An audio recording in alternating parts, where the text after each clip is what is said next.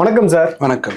2026 சட்டமன்ற தேர்தலை பொறுத்தவரையில் ஒவ்வொருத்தரும் இது இருமுனை போட்டியாக இருக்க போது, மும்முனை போட்டியாக இருக்க போது, 4 முனை போட்டியாக இருக்க போதுன்னு சொல்கிறாங்க. நீங்கள் ஒரு செஃபாலஜிஸ்ட், நீங்கள் எப்படி பார்க்குறீங்க? இது எத்தனை முனை போட்டியாக இருக்கும்? 2026 பொறுத்த வரைக்கும் இது மும்முனை போட்டியாக தான் இருக்கும். திமுக ஒரு பக்கம், அதிமுக கூட்டணி இன்னொரு பக்கம், விஜய் தனியாக நிற்கிறாரு. அதனால மும்முனை போட்டியாக தான் அது இருக்க வாய்ப்புகள் நிறையா இருக்குது. திமுக பார்த்தோம்னா திமுக கூட்டணி இன்னைக்கு டேட் வரைக்கும் பலமாக தான் இருக்கிறாங்க.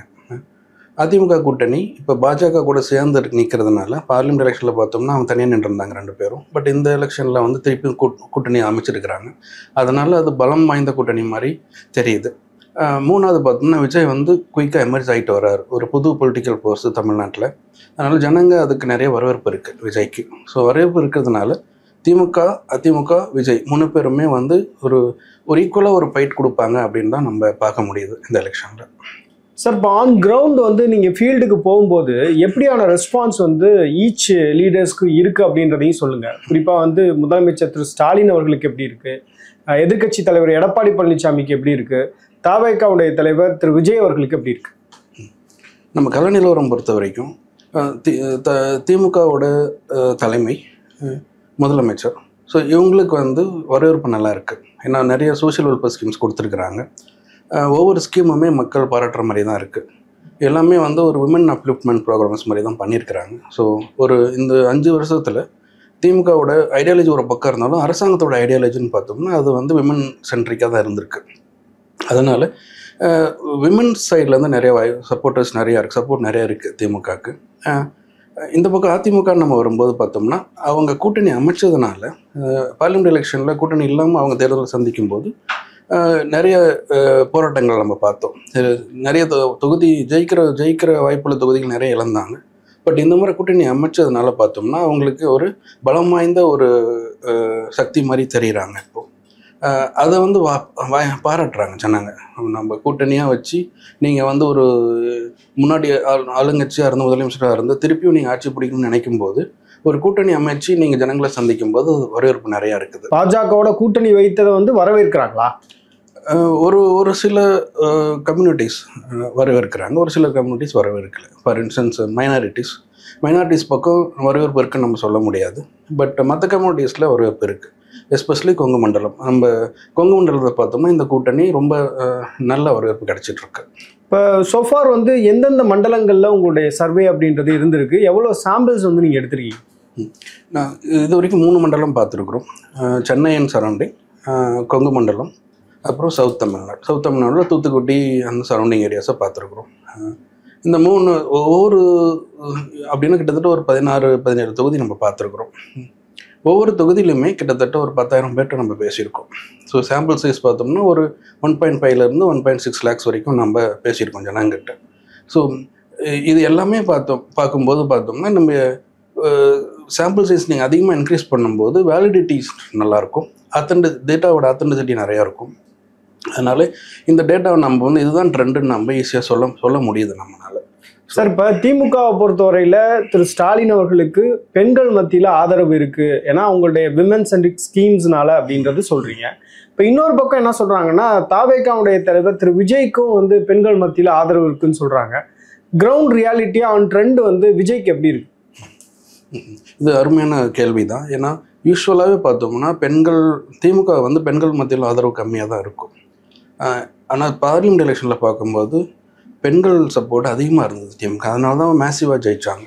பட் இந்த எலெக்ஷனில் அதே சப்போர்ட் இருக்கா அப்படின்னும் போது நம்ம பார்லிமெண்ட் எலெக்ஷனை கம்பேர் பண்ணி பார்க்கும்போது கம்மியாக இருக்குது நிச்சயமாக. ஆனால் இப்படி யூஸ்வலாக 16 இல்லை 11 எலெக்ஷனில் 2011, 2016 பார்க்கும்போது அப்போ இருந்த பெண்கள் சப்போர்ட்டும் இப்போ 26 இருக்கிற பெண்கள் சப்போர்ட்டும் கம்பேர் பண்ணி பார்த்தோம்னா அப்போயோட இப்போ கொஞ்சம் அதிகமாக தான் இருக்குது. அதுக்கு மெயின் காரணம் விமன் சென்ட்ரிக் ஸ்கீம்ஸ். ஆனால் பார்லிமெண்ட் எலெக்ஷன் அளவுக்கு இருக்கா அப்படின்னும் போது குறைஞ்சிருக்கு.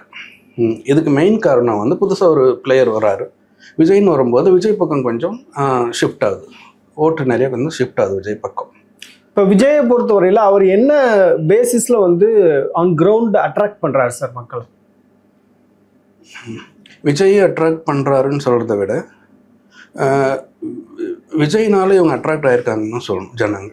ஸோ அதுதான் நம்ம ட்ரெடிஷ்னல். இப்போது அதிமுகன்னு பார்க்கும்போது ஒரு கொள்கைக்கு ஒரு சப்போர்ட்டர்ஸ் இருப்பாங்க, லீடர்ஸ்க்கு ஒரு சப்போர்ட்டர் இருப்பாங்க. இப்போ தளபதிலாம் கொள்கை சார்ந்த சப்போர்ட்டர்ஸ், அவருக்குன்னு ஒரு தனி ஒரு supporters, ideology driven supports, ideology driven, personality driven supports. Okay. அதிமுகவில் பட் விஜய் பொறுத்த வரைக்கும் it's completely personality driven support. இவருக்காக நிறைய பேர் வராங்க, இவர் நம்புறாங்க, ட்ரஸ்ட் வந்து டெவலப் ஆயிருக்கு, விஜய் வந்தால் நல்லாயிருக்கும் அப்படின்னு சொல்லிட்டு நிறைய பேர் பார்க்குறாங்க. அதில் வந்து பார்த்தோம்னா சின்ன வயசுலேருந்து பெரியவங்க வரைக்கும் இந்த மாதிரி பார்க்குறாங்க. ஸோ அதனால் உங்களுக்கு விஜயை பொறுத்த வரைக்கும் ஐடியாலஜிங்கிறது சொல்கிறத விட பர்சனாலிட்டி ட்ரிவன், பர்சனாலிட்டி கல்ட்டுன்னு கூட சொல்லலாம். இந்த இடத்துல தான் உங்களுக்கு கரிஷ்மா ரோல் ப்ளே பண்ணுது. விஜய்க்கு உண்மையிலே ஒரு கரிஷ்மா இருக்குன்றீங்களா மக்கள் மத்தியில்? நிச்சயமா அவர் வந்து ஒரு கரிஷ்மாட்டிக் லீடராக இது வரைக்கும் எமர்ஜ் ஆகிட்டு வராரு. நம்ம எலெக்ஷன் ரிசல்ட்ஸ் தான் சொல்ல முடியும். ஆனால் இஷ்யூ பேஸ்டாக அவர் பேச மாட்டாரு. அதே மாதிரி நிறைய இடங்கள்ல வந்து அவருடைய ஸ்பீச் அப்படின்றது ஒரு கிளாரிட்டி கொடுக்காம இருக்கு, எல்லா பிரச்சனைகளுக்கும் குரல் கொடுக்க மாட்டாரு அப்படின்னு நிறைய இஷ்யூஸை ரைஸ் பண்றாங்களே. உண்மைதான். ஸோ நீங்கள் ஒரு ஐடியாலஜி ட்ரிவன் லீடரு இல்லை ரொம்ப நாளாக அரசியலில் இருக்கீங்க அப்படின்னும் போது உங்கள்கிட்ட வந்து இஷ்யூ பேஸ்டு கொஸ்டின்ஸ் நிறைய எதிர்பார்ப்பாங்க. நீங்கள் வந்து இந்த இஷ்யூ சப்போர்ட் பண்ணணும், இந்த இஷ்யூ அப்போஸ் பண்ணணும்னு நிறைய எதிர்பார்ப்புகள் இருக்கும் ஜனங்க மத்தியில். பட் புதுசாக நீங்கள் ஒருத்தர் வரீங்க அப்படின்னும் போது அது உங்களுக்கு அந்த வந்து ஹனிமூன் பீரியட் கிடைக்கும். ஸோ பெருசாக உங்கள்கிட்ட எதிர்பார்ப்பு இருக்காது. பட் நீங்கள் பேசும்போது கரெக்டாக பேசுகிறீங்களான்னு தான் பார்ப்பாங்க. ஸோ ஷார்ட்டாக பேசுறது, லாங்காக பேசுறது, இஷ்யூவில் பேசாமல் இருக்கிறது, அதெல்லாம் வந்து விஜய்க்கு பிரச்சனை இல்லையா? விஜய் ஒரு எக்ஸப்ஷன். அதில் விஜய்க்கு வந்து அஸ் ஆஃப் நவ் நம்ம வாக்காளர் வந்து பெருசாக அதை எடுத்துக்கல. தேர் ஸ்டில் அவங்க வந்து அதை இக்னோர் பண்ணிட்டு தான் விஜய் பக்கம் போகிறாங்க. பட் ஆனால் விஜய் இது வரைக்கும் பெருசாக தப்பு பண்ண மாதிரி தெரியலைங்க. ஏன்னா எந்த இஷ்யூ ரைஸ் பண்ணணுமோ அதை ரைஸ் பண்ணியிருக்காரு. ஃபார் எக்ஸாம்பிள் ரீசெண்டாக அஜித்குமார் கேஸு ரைஸ் பண்ணாங்க, நிறைய சப்போர்ட் கிடச்சிது மாசஸ் கிட்ட. அப்புறம் பரந்தூர் மாதிரி இஷ்யூஸில் ரைஸ் பண்ணியிருக்காரு. பட் அது வந்து மிக்ஸ்டு ரெஸ்பான்ஸ். சில பேர் வந்து இவ்வளோ அகென்ஸ்டாக போக வேண்டாம், அதில் ஆல்டர்னேட்டிவ்ஸ் என்னன்னு பார்க்கலான்னு பேசுகிறாங்க. சில பேர் வந்து நல்ல இஷ்யூ ரைஸ் பண்ணுறாருன்னு சொல்லலாம். பட் இன்னும் அந்த மெரிட்ஸ் அண்ட் டிமெரிட்ஸ் டீட்டெயிலாக நம்ம போகல. ஏன்னா இண்டஸ்ட்ரியல் டெவலப்மெண்ட்டுக்கு அவருடைய எண்ணங்கள் என்ன அப்படின்னு சொல்லிட்டு இன்னும் கிளாரிட்டி வேணும். பட் இருந்தாலும் அவர் புதுசாக வர்றதுனால அவருக்கு வந்து இதெல்லாம் கொஞ்சம் வெயிட் பண்ணுறாங்க இன்னும் கொஞ்சம் நாள். ஸோ இது அவருக்கு வந்து என்ன சொல்கிறது, ஹனிமூன் பீரியட்னு நம்ம சொல்லலாம். இப்போ நீங்கள் 10,000 சாம்பிள்ஸ் அப்படின்றது எடுக்கிறீங்க. இப்போ உங்களுடைய கொஸ்டினரில் வந்து நீங்கள் கேட்கக்கூடிய கேள்விக்கு எந்த வகையில் விஜய் ஓகே அப்படின்ற மனநிலையோடு அவங்க வந்து சரின்னு சொல்கிறாங்க? என்னென்ன மாதிரியான கேள்விகள் நீங்கள் கேட்டீங்க? நம்ம யூஸ்வலாக பீப்புள்கிட்ட போகும்போது 2026 எலெக்ஷன்றதுனால ஓட்டிங் பிஹேவியர் மட்டும்தான் ப்ரிடிக்ட் பண்ணுறோம். ஆனால் அதுக்குள்ளே வந்து எந்த மாதிரி இப்போ ஏஜ் குரூப்ஸ் பார்க்குறோம். இப்போ 18 to 30 இல்லை 30 to 50 இந்த மாதிரி ஒரு ஏஜ் குரூப் ஸ்ப்ளிட் பண்ணி பார்க்குறோம். ஜெண்டர் பார்க்குறோம், கம்யூனிட்டிஸ் பார்க்குறோம். ஸோ இந்த 3 மேஜராக இந்த 3 வேரியபிள்ஸ் தான். அப்புறம் இதில் நம்ம பார்த்தோம்னா லொக்கேஷன்ஸ் வைஸ் மாறும். இப்போ நம்ம கொங்கு மண்டலம் பண்ணும்போது அது தனி லொக்கேஷன் வரும், சென்னை தனி லொக்கேஷன் வரும், இந்த மாதிரி வரும். ஸோ ப்ரடாமினண்ட்டாக 3 வேரியபிள்ஸ்: ஜெண்டர், ஏஜ், அப்புறம் கம்யூனிட்டிஸ். ஸோ இது 3 தான் பெருசாக டிட்டர்மைன் பண்ணுது voting behaviour. For instance Vijay பொறுத்த வரைக்கும் 18 to 30 ஏஜ் குரூப்பில் மேசிவாக சப்போர்ட் இருக்குது. ஸோ இன்னும் சொல்லணும்னா 1:2 சொல்லலாம். இப்போ அதுக்கு ஏதாவது ஸ்பெசிஃபிக்கான காரணங்கள் சொல்கிறாங்களா? ஸ்பெசிஃபிக் ரீசன் வந்து ஜனங்க சொல்கிறது இல்லை. பட் நம்மளால் டெசிஃபர் பண்ண முடியுது, நம்மளால் பார்க்க முடியுது. எதனால் அப்படின்னா, இப்போ எஸ்டாப்ளிஷ் பார்ட்டியாக இருக்கும்போது உங்களால் இளைஞர்கள்கிட்ட வந்து நம்மளால் கனெக்ட் பண்ண முடியாதுல்ல ஈஸியாக. ஏன்னா பார்ட்டி இருக்குன்னா அவங்கெல்லாம் செட்டில்டு, இன்ஸ்டியூஷன் கிரியேட் ஆகிருக்கு. ஒன்றிய செயலாளர் இருப்பார், மாவட்ட செயலாளர் இருப்பார், அந்த மாதிரி ஒரு ஹையரார்கி லேயர் டெவலப் ஆகிருக்கும். அதனால புதுசாக யாராவது வரும்போது இந்த லேயரை கிராஸ் பண்ணி தான் அவங்க போகணும். பட் புதுசாக வர்ற கட்சி விஜய் மாதிரி கட்சியில் இந்த லேயர்ஸ் இப்போ தான் கொஞ்சம் கொஞ்சமாக ஃபார்ம் ஆகுது. ஃபார்ம் பண்ணுறவங்க எல்லாமே புதுசு. ஸோ எனக்கு வந்து ஒரு பொலிட்டிக்கல் ஐடென்டிட்டி வேணும் அப்படின்னா நான் விஜய் கட்சியில் சேரும்போது இம்மிடியட்டாக எனக்கு கிடைக்குது அந்த ரெக்கக்னிஷன். பட் எனக்கு அதிமுக அது கிடைக்கிறது இல்லை. பட் 18 to 30 ஏஜ் குரூப் பார்த்தோம்னா இப்போ இருக்கிற 18 to 30 ஏஜ் குரூப் கொஞ்சம் ரொம்ப ஆக்டிவாக இருக்காங்க. அவங்களுக்கு வந்து கொஞ்சம் ஸ்பீடாக இருக்காங்க, மாற்றம் குயிக்காக வேணும்னு நினைக்கிறாங்க. நான் இது வரைக்கும் 60 வருஷமாக இந்தியாவில் நடந்த டெவலப்மெண்ட்ஸு, தமிழ்நாட்டில் நடந்த டெவலப்மெண்ட்டு எனக்கு 10ல் நினைக்கிறாங்க. இன்னும் கொஞ்சம் குயிக்காக வேணும். ஏன்னா அவங்க மற்ற கண்ட்ரிஸை கம்பேர் பண்ணுறாங்க. சிங்கப்பூர், ஹாங்காங் இந்த மாதிரி கண்ட்ரிஸை கம்பேர் பண்ணி தமிழ்நாடை பார்க்கும்போது அவங்களுக்கு ஈக்குவலாக தான் நம்ம செலவு பண்ணுறோம் பப்ளிக் இன்ஃப்ராஸ்ட்ரக்சர்ல எல்லாம். பட் ஆனால் அங்கே கிடைக்கிற ரிசல்ட் நம்ம இங்கே கிடைக்கல. இன்னுமே ரோடெல்லாம் சரியில்லை, ரோடு டெவலப் பண்ணுறோம், பட் குண்டும் குழியுமாக இருக்குது. குடிநீர் நிறைய இடத்துல ஒழுங்காக கிடைக்கிறது இல்லை, இபி ப்ராப்ளமாகவே இருக்குது. ஸோ இதெல்லாம் அவங்க வந்து அஜிடேட் ஆகுறாங்க. ஸ்பெசிஃபிக்காக அந்த சேலரிடு குரூப் வந்து ரொம்ப ஒரு அதிருப்தியோடு இருக்காங்கன்னு சொல்கிறீங்க. சேலரிடுங்கிறத விட 18 to 30 ஏஜ் குரூப். ஸோ அந்த ஏஜ் குரூப்பில் ஓவர் 80s யாராக இருந்தாலுமே அவங்க வந்து ஒரு மாற்றத்தை எதிர்பார்க்குறாங்க. இன்னும் கொஞ்சம் பெட்டராக கவர்னன்ஸ் பண்ணியிருக்கலாம்னு நினைக்கிறாங்க. ஸோ அந்த மாதிரி ஒரு நினைப்போடு தான், அந்த நினைவுகளோடு தான் விஜய் அவங்க அப்ரோச் பண்ணுறாங்க. அது பூர்த்தி செய்கிறாரு செய்யலை நமக்கு இப்போது தெரியாதுங்க. பட் ஆனால் அந்த இதுதான் இருக்குது, ஒரு எஜுகேஷன், ஐடென்டிட்டி க்ரைசிஸு, ஒரு அந்த கேப்பு. ஸோ இதெல்லாம் தான் வந்து விஜய் பக்கம் இவங்க போகிறாங்க. ஆனால் இதுக்கு முன்னாடி நிறைய ஃபேக்டர் இருந்திருக்கு நமக்கு. ஃபார் இன்ஸ்டன்ஸ் மூப்னார் வரும்போது இந்த மாதிரி ஒரு பெரிய அலை பார்த்தோம். நம்ம மெம்பர்ஷிப் ட்ரைவ் பண்ணும்போது அடிச்சுக்கிட்டாங்க மூப்னார் கட்சியில் சேர்றதுக்கு. பட் ஒரு ஸ்டேஜில் ஸ்டாப் ஆயிடுச்சு. அந்த மாசா ஓட்டாக மாறல. ஒரு எலெக்ஷனில் ப்ரிடிக்ட் ஆச்சு. இப்போ கூட்டணி பெனிஃபிட் வந்தது. டிஎம்கே, திமுக, மூப்னார்னு ஒன்றா இருக்கும்போது அவங்க ஆட்சிக்கு வந்தாங்க அந்த டைமில். அதுக்கப்புறம் இந்த எதிர்பார்ப்பு ரஜினிகிட்ட இருந்தது. பட் அது பெருசாக கன்வெர்ட் ஆகலை. ஏன்னா நிறைய டைலமாஸ், நான் அரசியலுக்கு வரதா வேண்டாமான்னு சொல்லும்போது ஓட்டர்ஸுமே கன்ஃபியூஸ் ஆனாங்க ஒரு சில ஸ்டேஜ், ஒரு ஸ்டேஜுக்கு மேலே. அதனால் அது அப்போ கன்வெர்ட் ஆகலை. அதுக்கப்புறம் தேமுதிக, அப்புறம் சீமான். ஸோ இவங்க எல்லாருமே இதே குரூப் தான், இதே எஜுகேட்டட் பீப்புள் தான். பட் சக்ஸஸாக இவங்களால சக்சீட் பண்ண முடியல. பட் இவங்க எல்லாத்துக்கிட்டையுமே இல்லாதது விஜய்கிட்ட ஒன்று இருக்குது. அது வந்து இது டிட்டர்மைண்டாக இருக்கார். நான் வரேன்னு சொன்ன மாதிரி வந்துட்டார்.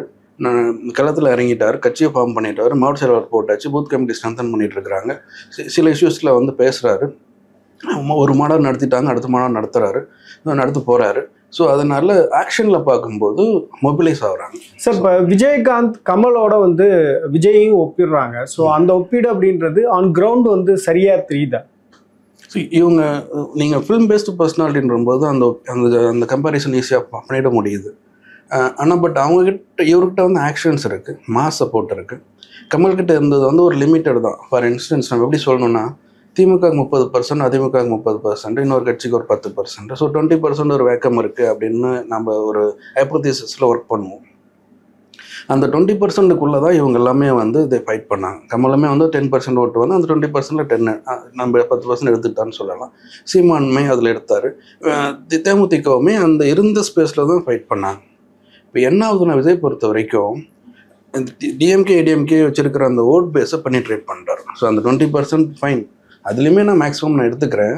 பட் டிஎம்கே, ஏடிஎம்கே இருக்கிற ஓட் பேஸையும் நான் வந்து ஹிட் பண்ணி அதில் வந்து நான் கொஞ்சம் எடுக்கிறேன். ஸோ இது வந்து இதுக்கு முன்னாடி நடக்கலை. கமல்னால் அது முடியல, சீமான் ஸ்ட்ரகிள் பண்ணுறாரு, தேமுதிகனால் அது முடியல. இதுக்கு முன்னாடி மூப்னார் டைம்லையுமே பார்த்தோம்னா அது காங்கிரஸ் சார்ந்த வாக்குகளை தான் ஹிட் பண்ணாங்க. அதிமுக, திமுக இந்த எஸ்டாப்ளிஷ்ட் ஐடியன் பார்ட்டிஸ் ஓட் சேர அவங்க ஹிட் பண்ண முடியல. பட் இப்போ என்ன நடக்குதுன்னா, இது பெரிய ஒரு பொலிட்டிக்கல் டிரான்ஸ்ஃபர்மேஷன் தான் தமிழ்நாடு பொறுத்த வரைக்கும். எஸ்டாப்ளிஷ் பார்ட்டி ஷேக் ஆகுது. அதுக்கு மெயின் ரீசன் தவக, நம்ம டிவிகே. ஸோ அதுதான் டிஃப்ரென்ஸ். ஸோ உங்களுக்கு வந்து நீங்கள் கம்பேர் பண்ணலாம், பட் தென் இம்பேக்ட் வைஸ் பார்த்தோம்னா நான் கம்பேரபிள். சார், இப்போ மைனாரிட்டி ஓட்ஸை பொறுத்தவரையில் டிஎம்கே இல்லை ஏடிஎம்கே ரெண்டுக்கும் ஸ்பிளிட் ஆகிட்டு இருந்தது முன்னாடி. 2019 பிறகு பார்த்தோம் அப்படின்னா அது கம்ப்ளீட்லி வித் டிஎம்கே இருக்குது அப்படின்றத பார்க்க முடியுது. விஜயனுடைய என்ட்ரி வந்து மைனாரிட்டி ஓட்ஸ் வந்து மீண்டும் ஸ்பிளிட் பண்ணுறதுக்கான ஒரு ஸ்கோப்பை உருவாக்கி இருக்கதா பார்க்குறீங்களா? ஓகே. ஸோ என்ன மாதிரி நடக்குது ஃபீல்டில் அப்படின்னா, ஸோ நீங்கள் ஓட்டிங் பிஹேவியர் யூஸ்வலாக பார்த்தோம்னா it's caste driven, community driven, religious ட்ரிவனாக தான் இருக்குது தமிழ்நாட்டில். என்ன தான் நம்ம ஐடியாலஜிக்கெலாம் நான் பேசி நான் வளர்ந்த மாநிலம், நான் வந்து நிறைய பேர் படிச்சிருக்கிறோம் இங்கே, அதனால் ஓட்டிங் பிஹேவியர் வந்து ரேஷ்னலாக இருக்கும்னு நம்ம சொல்ல முடியறதில்ல. ஸோ அது ரொம்ப பேரடாக்ஸ் தான். நான் எவ்வளோ தூரம் நான் வளரணும் இது எஜுகேஷன் வைஸ், பட் ஸ்டில் நான் வந்து பியூரல் மைண்டடாக தான் இருக்கிறேன். கேஸ்ட் தான் என்னுடைய ஓட்டிங் பிஹேவியர் டிட்டர்மைன் பண்ணது, ரிலிஜன் என்னோட ஓட்டிங் பிஹேவியர் டிட்டர்மைன் பண்ணுது. ஸோ அதனால் பார்த்தோம்னா இப்போ பார்லிமெண்ட் எலெக்ஷன் வரும்போது காங்கிரஸ் அண்ட் திமுக அப்படின்னு வரும்போது மைனாரிட்டிஸ் ஓட்ஸ் நிறையா அவங்க பக்கம் போச்சு. ஏன்னா அவங்களுக்கு வந்து இன்னொரு பக்கம் அதிமுக, இன்னொரு பக்கம் பாரதிய ஜனதா கட்சி. ஸோ பாரதிய ஜனதாவுக்கு வந்து யூஸ்வலாகவே பார்த்தோம்னா மைனாரிட்டிஸ் ஓட்ஸ் கம்மியாகவும் தமிழ்நாடு பொறுத்த வரைக்கும். அதிமுகவுக்கு அவங்க கூட அடிக்கடி இப்போ அலைன்ஸ் வைக்கிறதுனால அதிமுக மேலேயுமே வந்து மைனாரிட்டிஸ் பெருசாக நம்பிக்கை வரல. அதனால் பார்லிமெண்ட் எலெக்ஷனில் திமுகவுக்கு வந்து அதிகமாக மைனாரிட்டி ஓட்டு போச்சு. பட்டு ஒரே ஒரு கட்சி சார்ந்து மைனாரிட்டிஸ் போகிறாங்களா அப்படின்னு பார்த்தா அந்த சாய்ஸ் இல்லை, அதனால போனாங்க. பட் இந்த முறை மைனாரிட்டிஸில் சப்ஸ்டான்ஷியல் போர்ஷன் ஆஃப் ஓட்ஸ் வந்து விஜய் பக்கம் போகிறாங்க. ஏன்னா அவங்களுக்கு வந்து ஒரு ஆல்டர்னேட்டிவ் கிடைக்கிறாங்க. பட் எந்த அளவுக்கு அவர் வந்து அவங்க எதிர்பார்ப்பை பூர்த்தி பண்ணுவார் நமக்கு தெரியாது. ஏன்னா இன்னும் ஆட்சிக்கு வரல, அவங்க இன்னும் ஒரு சீட்டு கூட ஜெயிக்கல. பட் ஆனாலும் மைனாரிட்டி ஓட்டு ஸ்பிளிட் ஆகுது. 19, 24, 21 திமுக பக்கம் எவ்வளோ மைனாரிட்டிஸ் இருந்தாங்களோ அதே மைனாரிட்டிஸ் 26 இருக்காங்கன்னு நம்ம சொல்ல முடியாது. ஸோ அது சேலஞ்சு தான் திமுக, அது ஒரு மிகப்பெரிய சேலஞ்ச். டிவிக்கே பொறுத்த வரைக்கும் அதை எப்படி ரிட்டைன் பண்ண போகிறாங்களோ. இப்போ ரிலீஜியஸ் பெர்ஸ்பெக்டிவ்ல பார்க்கும்போது இப்போ கிறிஸ்டின்ஸ் மட்டும் போகிறாங்களா இல்லை முஸ்லீம்ஸுமே போகிறாங்கன்னு பார்க்குறீங்க? கிறிஸ்டின்ஸ் முஸ்லீம்ஸ் 2 பேருமே போகிறாங்க விஜய் பக்கம். ஸோ சப்ஸ்டான்ஷியலாக போகிறாங்க. ஸோ பர்சன்டேஜஸில் நம்ம இப்போதைக்கு நம்ம அந்த டீட்டெயில்ஸ் என்னால் போக முடியாது நம்மளால. பட் என்ன டேட்டா பெருசாக நமக்கு இன்னும் நிறைய டேட்டாஸ் தேவைப்படும். சார், இப்போ இந்த இடத்துல வந்து விஜயை பொறுத்தவரையில் ஒரு அன்டெஸ்டட் பிளேயர்னு எல்லாருமே சொல்லிட்டு இருக்காங்க. அது முக்கியமான ஒரு பாயிண்ட்டும் கூட.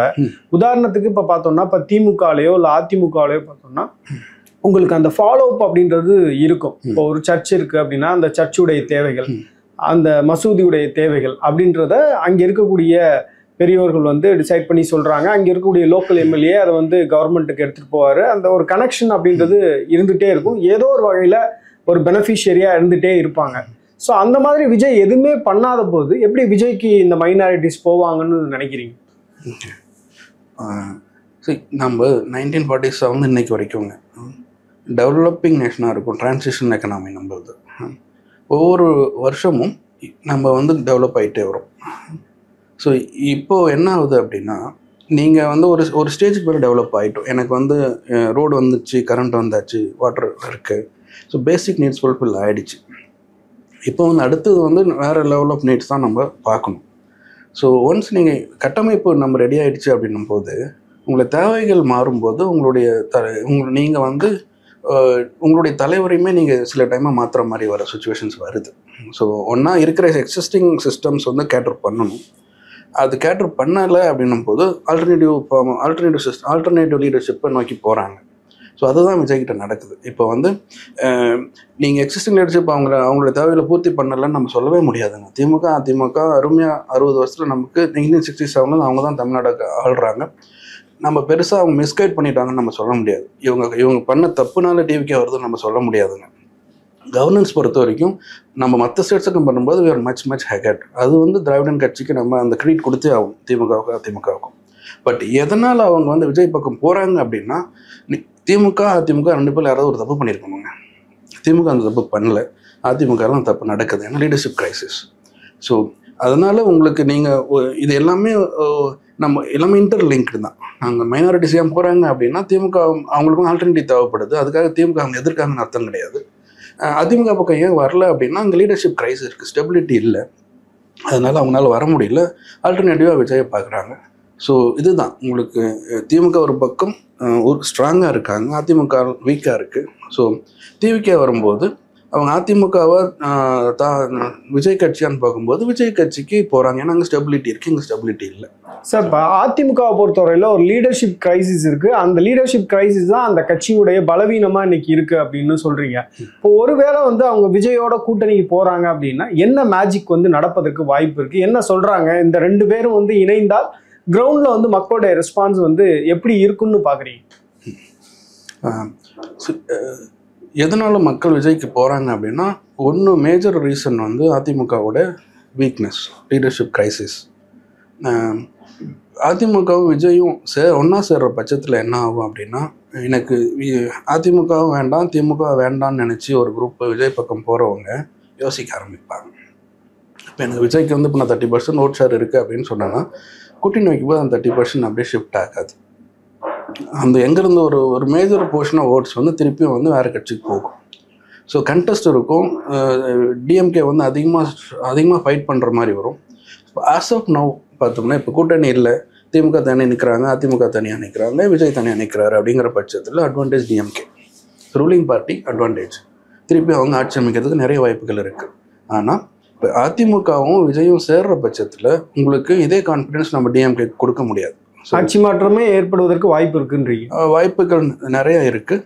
ஆனாலும் ஃபைட் பண்ணலாம். இது வந்து நம்ம கேக்வாக்குன்னு சொல்லிட முடியாது அதிமுகவுக்கும் விஜய்க்கும். ஸோ டிஎம்கே விட்டு கொடுக்க மாட்டாங்க. டிஎம்கே ஸ்ட்ராங்காக தான் இருக்காங்க. சென்னையெலாம் பார்த்தோம்னா நீங்கள் கூட்டணி அமைச்சாலுமே டிஎம்கே ஸ்ட்ராங்காக இருக்கும். 2 பேரும் ஒன்றா சேர்ந்தாலுமே திமுக நிறைய தொகுதியில் ஜெயிப்பாங்க. மற்ற இடத்துல வந்து அந்தந்த லோக்கல் ஃபேக்டர்ஸ் ப்ளே பண்ணும். ப்ளஸ் ஓட்டு உங்களுக்கு அப்படியே ஷிஃப்ட் ஆகாது.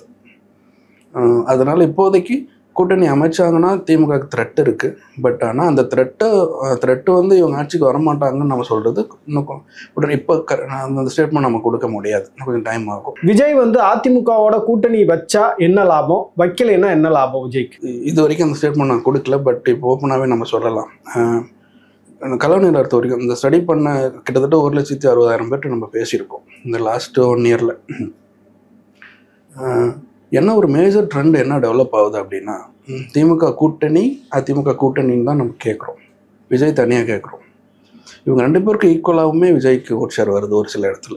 ஃபார் இன்ஸ்டன்ஸ் ஒரு இடத்துல கம்மியாக வரலாம், ஒரு இடத்துல அதிகமாக வரலாம். பட் ஆவரேஜாக பார்த்தோம்னா ஈக்குவலாக வராரு விஜய். அப்படின்னும் போது விஜய் கூட்டணி கிடையாதுங்க, ஸோ தனியாக வராரு. அப்படின்னும் போது ஒரு ஹைப்போதீசிஸ் என்னன்னா, விஜய் தான் தனி பெருங்கட்சியாக தமிழ்நாட்டில் இருக்காரான்னு கூட தோணுது. ஸோ அப்படி இருக்கிற பட்சத்தில் நீங்கள் வந்து அது நீங்கள் சொல்கிறது வந்து டிஎம்கே அலைன்ஸ், ஏடிஎம்கே அலைன்ஸ், தனியாக விஜய், இப்போ அந்த 3 பேருடைய அந்த ரெஸ்பான்ஸையும் நம்ம கம்பேர் பண்ணும்போது விஜயும் ஈக்குவலாக வர்றாரு வித்தவுட் அலைன்ஸ் அப்படின்றீங்களா? வித்தவுட் அலைன்ஸ் அது ஒரு மேஜர் ட்ரெண்டாக தெரியுது. ஒரு சில இடத்துல திமுக கூட்டணி வரலாம், ஒரு சில இடத்துல அதிமுக கூட்டணி வரலாம், முன்னாடி வரலாம். பட் ஆவரேஜாக பார்த்தோம்னா புதுசாக வந்திருக்கிற விஜய்க்கு மாஸ் சப்போர்ட் நிறையா இருக்குது. அவர் தான் இன்றைக்கி லீடிங் பார்ட்டியான்னு கூட சில இடத்துல நமக்கு நினைக்க தோணுது. அப்படி இருக்கிற பட்சத்தில் அவர் வந்து அதிமுகவோட கூட்டணி வைக்கிறாரு அப்படின்னும் போது பெனிஃபிட் அதிமுகக்கு, விஜய்க்கு பெருசாக பெனிஃபிட் இருக்கலாம். ஃபார் இன்ஸ்டன்ஸ் விஜய் வந்து இப்போது இது என்ன, விஜய் பொறுத்த வரைக்கும் gap between cup and lip தான். ஃபார் இன்ஸ்டன்ஸ் எனக்கு வந்து நான் கண்டெஸ்ட்டில் ஈக்குவலாக இருக்கேன், பட் என்னால் ஜெயிக்க முடியுமான்னு தெரியல. ஏன்னா 2-3%, 5-6% எனக்கு அடிஷ்னலாக தேவைப்படுது. விஜய் மாதிரி ஈக்குவலாக ஒரு பாப்புலர் ஃபேஸஸ் வரணுன்றீங்க விஜய் கட்சியில் எப்படின்னா, அடுத்த கொஸ்டினுக்கு வரேங்க இந்த கொஸ்டினுக்கு. பட் இப்போ என்னன்னா, ஃபர்ஸ்ட் இப்போ விஜய்க்கு வந்து கேப் பிட்வீன் கப் அண்ட் லிப்புன்னு இருக்கிறதுனால அவர் வந்து அதிமுகவோட கூட்டணி வைக்கும் போது என்ன ஆகும்னா, பெனிஃபிட் நிறைய அதிமுக தான் போகும். ஸோ அதிமுகவுக்கு வந்து இப்போ இருக்கிற சுச்சுவேஷனில் பார்த்தோம்னா அவங்க சில இடத்துல 2வது இடத்துல, சில இடத்துல 3வது இடத்துல இருக்கிறாங்க. ஸோ இப்போ என்ன ஆகும் போது விஜய் கூட கூட்டணி வைக்கும்போது முதல் இடத்துக்கு வர நிறைய வாய்ப்புகள் இருக்குது. ஸோ விஜயும் அதிமுகவும் சேர்ந்தாங்கன்னா ஒரு வேளை ஆட்சி மாற்றம் நடக்கலாம் தமிழ்நாட்டில். ஆனால் அந்த ஆட்சி மாற்றம் நடக்கும்போது பெனிஃபிட் யாருக்கு அதிகமாக வரும்னா அதிமுகவுக்கு போகும். ஏன்னா வேலிட் பாயிண்ட்ஸ் நிறையா இருக்குது. நாங்கள் ஏற்கனவே சீஃப் மினிஸ்டராக இருந்திருக்கிறோம், பல வருஷமாக தமிழ்நாட்டை ஆண்டிருக்கிறோம். அதனால் சீஃப் மினிஸ்டராக நாங்கள் வரணும்னு அவங்க டிமாண்ட் பண்ண நிறைய சான்சஸ் இருக்குது. அக்செப்டபிள் தான். பொது கட்சி நீங்கள் வந்து பெருசாக அந்த இடத்துல உங்களுடைய ஆர்குமெண்ட் நிற்காது. ஆனால் நீங்கள் தனியாக நிற்கிறீங்க பட்சத்தில், இப்போ நம்ம ஒரு ஹைப்போதீசிஸ் வைக்கிறோம் பாருங்கள், விஜய் தான் இன்றைக்கி டேட்டுக்கு தனிபெரும் கட்சியாக வளர்ந்துட்டு வராரு அப்படின்னும் போது அந்த பெனிஃபிட்ஸை ரீப் பண்ணுற போது விஜய் தான் ரீப் பண்ணணும். ஸோ இப்போ கூட்டணி வைக்கிறான் போது அந்த பெனிஃபிட்டை வந்து அதிமுக ரீப் பண்ண ஆரம்பிச்சிடும். ஸோ அந்த இடத்துல வந்து திருப்பியும் நாளைக்கு வந்து விஜய் இப்போ ஜனங்க எவ்வளோ நம்பிக்கை எது மேலே வச்சுருக்கிறாங்களோ அதே நம்பிக்கை 31 எலெக்ஷனில் வைப்பாங்களான்னு சொல்ல முடியாது 2031. ஸோ லாஸ் வந்து விஜய் தான், கெயின்னு அதிமுகக்கு. 1. 2வது நீங்கள் அடுத்த கொஸ்டின், இப்போது விஜய்க்கு இருக்கிற ஓட் ஷேரை வச்சு விஜய் எத்தனை பேர் ஜெயிக்க முடியும் விஜய் கட்சியிலேருந்து? நிச்சயமாக விஜய் ஜெயிப்பார், எங்கே நின்றாலும் அவர் வந்து ஜெயிக்க முடியும். பட் மற்றவங்க விஜய் கட்சியிலேருந்து ஜெயிப்பாங்களாங்கிற கொஸ்டினுக்கு அந்த gap between cup and lip இருக்குங்களா, ஒரு 2-3% ஓட்ஸ் அதிகமாக தேவைப்படும், இல்லை 10% ஓட் தேவைப்படும் அப்படின்னும் போது உங்களுக்கு கேண்டிடேட் அந்த இடத்துல ரோல் ப்ளே பண்ணுவாங்க. ஸோ விஜய் மாதிரி பாப்புலராக இருக்கிற கேண்டிடேட்ஸ் போட்டாங்கன்னா ஸ்மிதா ஜெயிக்கலாம். அப்படி இல்லாத பட்சத்தில் நீங்கள் அதிகமாக ஹார்ட் ஒர்க் பண்ணுற மாதிரி இருக்கும். பட் திரைத்துறையிலேருந்து இன்னும் நிறைய பேர் வரணுன்றீங்க. திரைத்துறையிலேருந்து வந்து கரிஸ்மாட்டிக் லீடர்ஸ் பாப்புலராக இருக்கிறவங்க வரலாம். ஒரு உதாரணத்துக்கு சொல்லுங்களேன். ஆண்களாகவும் இருக்கலாம், பெண்களாகவும் இருக்கலாங்க. ஸோ அவங்க கூட இருக்கிறவங்க யார் வேணாலும் வரலாங்க. வந்தாங்கன்னா அவங்களும் ஜெயிக்க சான்சஸ் நிறைய. நடிகைகளோ யாராவது வந்து விஜய் கட்சியில் இணைகிறாங்கன்னா அவங்களுக்கு ஒரு வேல்யூ சிஸ்டம் கிரியேட் ஆகும், அதுக்கான ஸ்கோப் இருக்குன்னு. ஆமாம், அந்த 2-3% அடிஷ்னல் ஓட்ஸ் தேவைப்படுற இடத்துல அவங்களால அதை கன்வெர்ட் பண்ணி ஜெயிக்க முடியும். ஸோ அஸ் ஆஃப் நவ் அந்த மாதிரி தான் இருக்குது. ஏன்னா இன்னும் 10 months இருக்குங்க எலெக்ஷனுக்கு. இந்த 10 monthsல இப்போ அடுத்த மாநாடு இவருடைய அரசியல் செயல்பாடுகளை பார்த்து இன்னும் கொஞ்சம் பர்சன்டேஜ் இன்க்ரீஸ் ஆகுது விஜய்க்கு அப்படிங்கிற பட்சத்தில் அவருக்கு கூட்டணி தேவைப்படாது. இப்போ அதிமுகவை பொறுத்தவரையில் அங்கே ஒரு லீடர்ஷிப் கிரைசிஸ் இருக்குது அப்படின்னு சொல்கிறீங்க. இப்போ அவர் வந்து கேம்பெயின்லாம் போயிட்டுருக்காரு, தொடர்ச்சியாக வந்து மிக பிரம்மாண்டமாக அவங்களுடைய கேம்பெயின் ஸ்ட்ராட்டஜி எல்லாமே இருக்குது, நிறைய செலவு பண்ணுறாங்க. இதெல்லாமே வந்து போதாதா? இதை எப்படி அதிமுக தொண்டர்கள் பார்க்குறாங்க? ஓகே, ஸோ அதிமுக பொறுத்த வரைக்கும் எப்போ கூட்டணி வைக்கணுமோ அப்போ வைக்கலைங்க, எப்போ வைக்கக்கூடாதோ அப்போ வச்சுருக்காங்க. ஸோ அதுதான் 2024 பாரதிய ஜனதா கூட கூட்டணி அவங்க வச்சு எலெக்ஷனை ஃபேஸ் பண்ணியிருந்தாங்கன்னா அது ஸ்மார்ட்டஸ்ட் டெசிஷனுங்க. அது டெசிஷன் மேக்கிங்கில் ஃபெயில் ஆகிட்டாங்க. இப்போ 26 எலெக்ஷனில் இன்னும் கொஞ்சம் நேரம் வெயிட் பண்ணியிருந்துருக்கலாம். இவ்வளோ குயிக்காக பாஜகவோட கூட்டணி வச்சு தேர்தலில் எலெக்ஷனை வாக்காளரை போய் சந்திக்கணும்னு அவசியம் இல்லைங்க.